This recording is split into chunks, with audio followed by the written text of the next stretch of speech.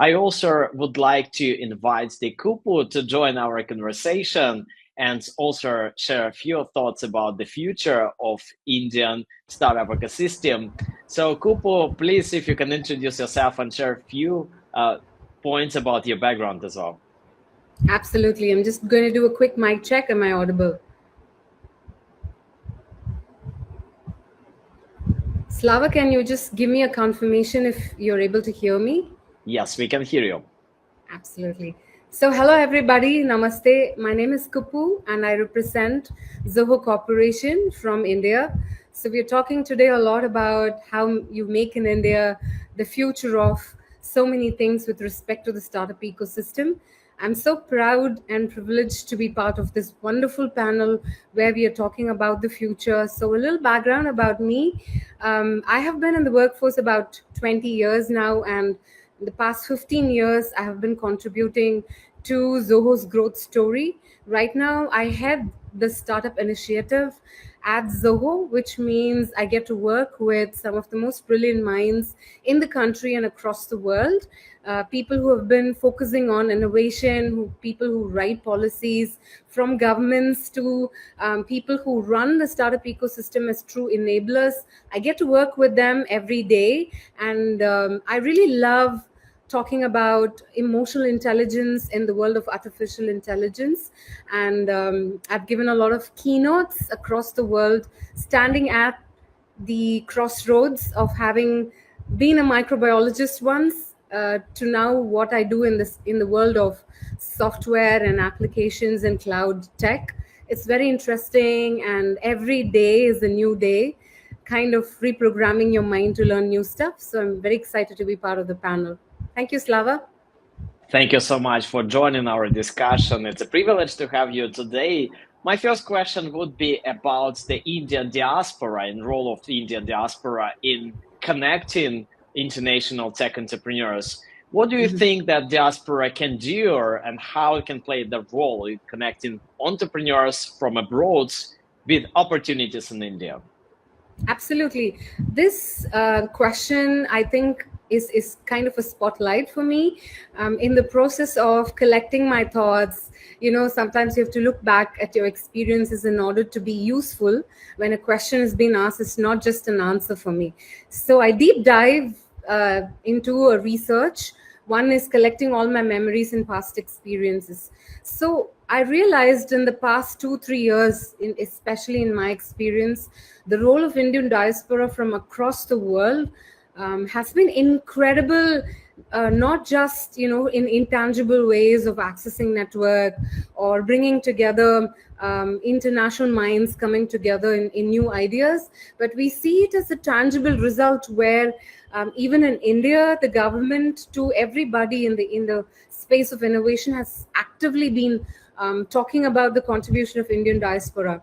In fact, until 2 3 years back, I didn't know that there was a separate convention that existed that has a very Hindi name called Pravasi Bharatiya Divas, what we call the PBD convention. And it's a flagship event that celebrates the contribution of Indian diaspora from all across the world, especially this year in 2025. In fact, the theme seems to be the diaspora's contribution to a developed country, because India will be celebrating 100 years of independence in 2047, and what we call the Viksit Bharat that's been spoken about. So the contribution of Indian diaspora is not just acknowledged, it's celebrated. It's very important conversation that we are having in charting out India's progress, India's development in the next few years. And as an extension of this is my personal experience. I have got to meet some of the most brilliant minds, where it's for me it's a beautiful combination like music and lyrics, where I get to see the Indian diaspora when I travel to London, when I travel to Brazil, when I travel to Melbourne and Brisbane, various remote parts of the world, where you cannot come back without having bumped into an Indian who's either settled there for work or for various reasons. So there's a beautiful combination of patriotism combined with, what do you say, an upgraded intelligence and exposure, because now they're exposed to multicultures, people from across the world who have settled down in various parts of the world. They have exposure not just to what do you say, some of the cultural beauty that India has, but they also have exposure to world class technology, to ease of doing businesses, expertise that comes with exposures to such technology and resources. So I have been able to have the fortune to bump into people from Tech Indian Society in London, and today, as part of which, I'm enjoying the privilege of being part of this network. And I can't tell you personally and professionally, it opens a lot of gate. So the conversation has become crucial for us, both intellectually and in terms of emotion, on how we feel as patriots from bumping into them across the world.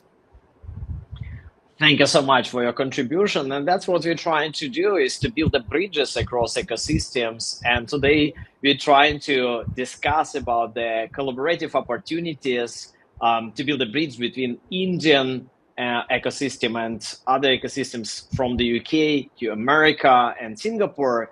So do you know any successful models for this cross-border collaboration for startups between India and other regions? Absolutely. So, Slava, what I would do is I'm going to dissect your question into, because some of these are really complex ones and we can talk about it till the cows come home.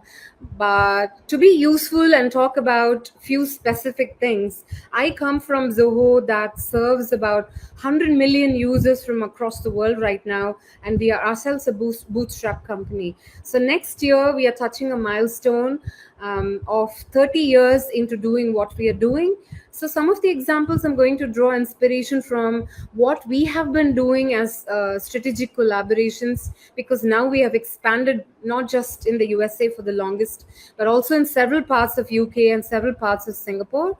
So instead of picking a few successful models or having to fall back on what Zoho is doing, I'm going to touch upon the anatomy of what makes a cross-border collaboration successful. So like Karthik, our panelist, was talking about everything from an AI perspective, I always seem to gravitate towards everything that has an EI perspective, what we call the emotional quotient or the emotional intelligence. So any amount of success that we want to measure comes from things I believe that we cannot measure, because we're talking about collaboration in terms of access to new markets, access to new resources, new perspectives, and most importantly, understanding the age demography, how we are looking at global talents that we would work with. So beyond just numbers, beyond just measuring success as an outcome, I would like for us to all focus on what you would need for a successful cross-border collaboration as an input. What would you need to do, whoever you are, whatever you're doing, wherever you are situated across the world. For example, you take UAE and India. The synergy is incredible. It's very successful because we're hardly about 3.5 hours. Take Singapore or take Dubai for an example. They are known for world-class infrastructure. They have immaculate work ethics, right from when you want to come for work, how on time you are for meetings, the research and homework that goes into understanding who you're collaborating with. India is catching up with all of this work ethics thanks to the Indian diaspora now that has exposure to cross culture. And they are bringing back some of the best lessons on how, in order to be one of the most successful startup ecosystem. Now we are ranking third. India's ranking third. How to progress. It's very important to understand these intangible elements in order to create this. For example, how Zoho leveraged some of the successful cross-border collaboration for our products and a go-to-market strategy. Something that we can't do by relocating ourselves and starting from to understanding how UAE works, for example. That's not going to happen. It's going to take a lifetime, right?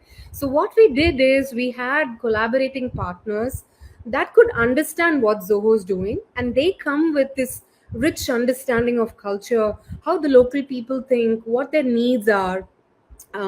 Like Karthik also said, some people make fancy Excel sheets and think of India as, wow, this is great, a billion population, and now we have a perfect strategy for scaling.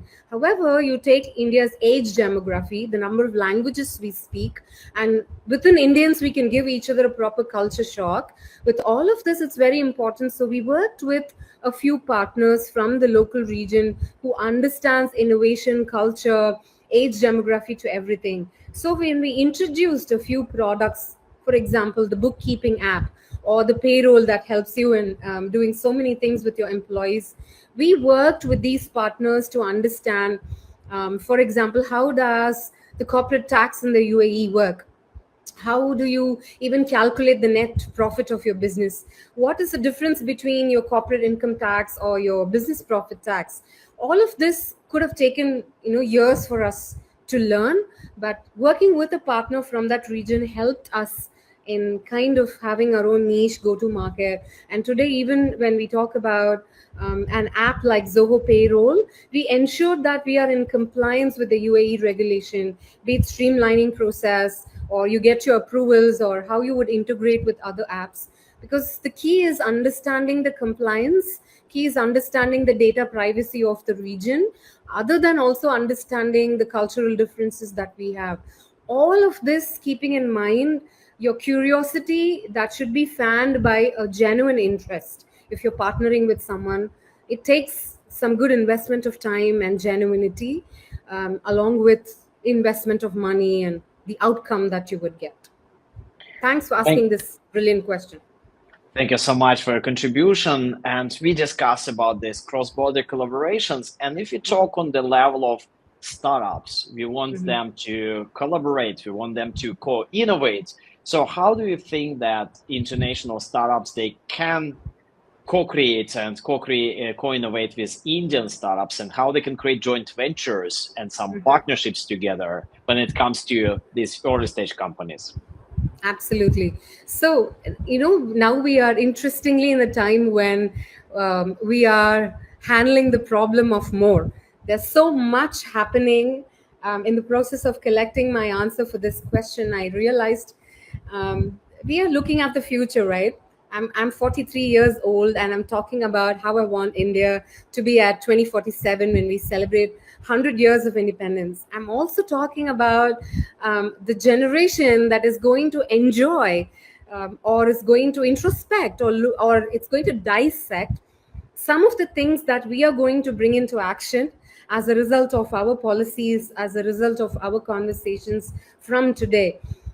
It's very important to have the courage to be compassionate, to have the courage to reimagine things in this post-COVID era where we want to create something for the next generation that is nothing like ever before. You can't take examples from the past, especially after how the pandemic has humbled us. So what I would want us to look at as part of an extension of this answer is, we have the problem always a fear of missing out. I got to learn from the next generation, along with this word called FOMO. There's also this word called JOMO. That's the joy of missing out. So you put your focus into what you want to do, write down the most important aspects of your cross-border collaboration, do your research, because some of the most incredible results come from, not from because you have a graduation, your certificate from one of the most prominent universities, but because of your people skills, because of your research skills, because you truly understand that networking is all about giving, being curious of what other person does. Today, I'm part of this panel because I bumped into wonderful human beings from the Indian Tech Society, like Gayatri Panda, like Anika Prekar. In that few minutes of interactions, they tell you what networking is all about. They truly tell you what an incorrigible givers that they are in terms of having to bridge two ecosystems, and how the Tech India advocates do a lot of incredible work. Compared to in 2016-17, when we started the Zoho for Startups program, like our AF mentioned, like Karthik mentioned, the Startup India by the Government of India, the flagship initiative, has done incredible work in bringing some structure to otherwise this madness called innovation within the country, let alone you look at cross-border collaboration. Who wants more chaos, right? So now we have an entire page I want people, to go and look at the kind of content, the kind of initiative like the government, the Startup India has put out, where there's an entire page that talks about the India Taiwan Startup Bridge to India Croatia, India Japan, what we are doing with Republic of Korea. So all the bilateral relationship that we have built, the testimonials that have come from people from various people across the world. As part of G20, what did we accomplish? So the core message is that some of the innovation need not be like reinventing the wheel. Sometimes what we commonly see, like the climate, is a challenge for all of us. So if we understand these basic things, I think is very important. The anatomy of these successful models. How do you leverage local network? How do you understand the work culture, especially when you have access to global talents? Because some of us believe that 9 to 5 is a good work culture, and now we have, thanks to the COVID, we have a lot of people who believe in hybrid or remote work. So understanding these intangible experiences, what it takes to have brilliant ideas, what is your problem solving angle, what does it mean by building something together, keeping in mind the cybersecurity, the data privacy, and the culture. I think it's all coming together for the Indian and international startups to create joint ventures. Now we interestingly have the reverse pitch that's happening for the venture capitalists as well. So now a lot of ethics has been weaved into the money that is coming in, the attention that is coming in to the Indian ecosystem. So it's exciting like never before. And I got to be also part of forums like the India Global Forum in London, that also extends to various editions across the world, that brings all of the diaspora together to have a very 360-degree conversation on the table. So white papers are released after this, which gives you a very unique nuances that otherwise you don't see from the news or the press. So you get a very hands-on, close to the ground information from all of this. And panels like this highlight the importance and the impact that the diaspora have. So that's it from now, Slava. Thanks for asking this question once again.